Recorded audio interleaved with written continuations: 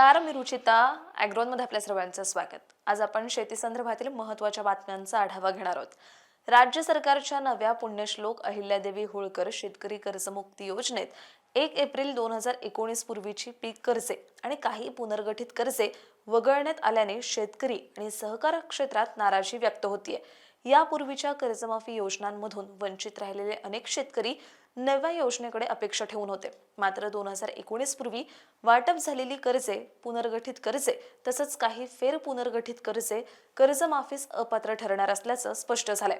त्यामुळे नैसर्गिक आपत्तीमुळे अडचणीत आलेले आणि कर्ज हफ्ते थकलेले अनेक शेतकरी पुन्हा एकदा लाभापासून वंचित राहण्याची शक्यता आहे. सहकार क्षेत्रातील तज्ज्ञांच्या मते अशा अटींमुळे अनेक शेतकरी नव्या कर्जमाफीसाठी पात्र ठरणार नाहीत आणि कर्जाच्या ओझ्याखालीच राहतील.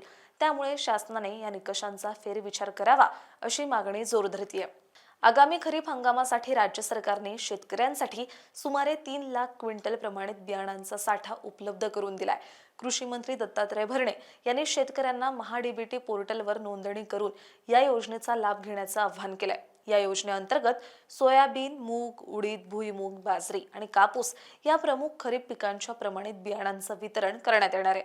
प्रथम अर्ज करणाऱ्यास प्रथम प्राधान्य या तत्वावर ऑनलाईन पद्धतीने बियाणे वाटप होणार असून अर्जासाठी ॲग्रिस्टॅक शेतकरी ID अनिवार्य करण्यात आलाय. याशिवाय राज्यभरात सुमारे 2 लाख पीक प्रात्यक्षिके राबवण्याचंही नियोजन करण्यात आलंय.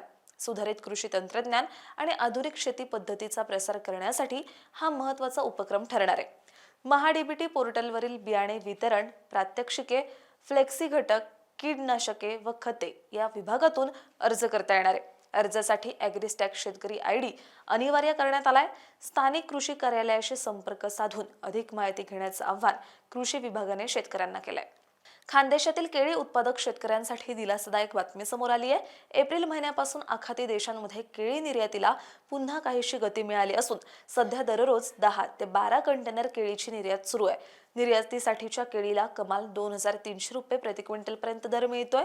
तर मागील हंगामात रोज 40 ते 42 कंटेनर निर्यात होत असताना सध्या सुमारे 12 कंटेनर निर्यात होत आहेत. मात्र आगामी काळात खानदेशातून 800 ते 900 कंटेनर केळीची निर्यात होण्याची अपेक्षा व्यक्त केली जाते.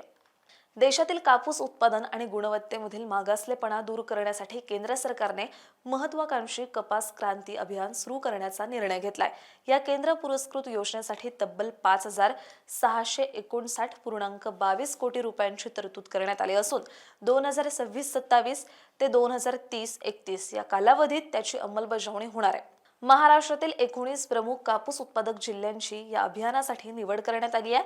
यामध्ये अकोला, बुलढाणा, वाशिम, जळगाव, वर्धा, जालना, अमरावती, नागपूर, परभणी, यवतमाळ, छत्रपती संभाजीनगर, बीड, चंद्रपूर, धुळे, नांदेड, अहिल्यानगर, नंदुरबार, हिंगोली आणि गडचिरोली या जिल्ह्यांचा समावेश आहे. या अभियानांतर्गत सघन कापूस लागवड, क्लोजर स्पेसिंग तंत्रज्ञान, एकात्मिक पीक व्यवस्थापन, सुधारित बियाणे, कीड रोग नियंत्रण, पाणी व्यवस्थापन आणि आधुनिक तंत्रज्ञानाचं प्रशिक्षण दिलं जाणार आहे. उत्पादन खर्च कमी करून उत्पादकता वाढवणं आणि कापसाचा दर्जा सुधारणं हा या योजनेचा मुख्य उद्देश आहे. यंदा अनेक भागात कापूस लागवडीकडे शेतकऱ्यांचा वाढता कल पाहता हे अभियान कापूस उत्पादकांसाठी महत्त्वपूर्ण ठरण्याची शक्यता व्यक्त केली जाते. देशातील पोल्ट्री उद्योग सध्या मोठ्या आर्थिक संकटाचा सामना करतायत. गेल्या महिनाभरात सोयाबीनच्या दरात 40% अधिक वाढ झाल्यामुळे पोल्ट्री खाद्याचा खर्च मोठ्या प्रमाणात वाढलाय.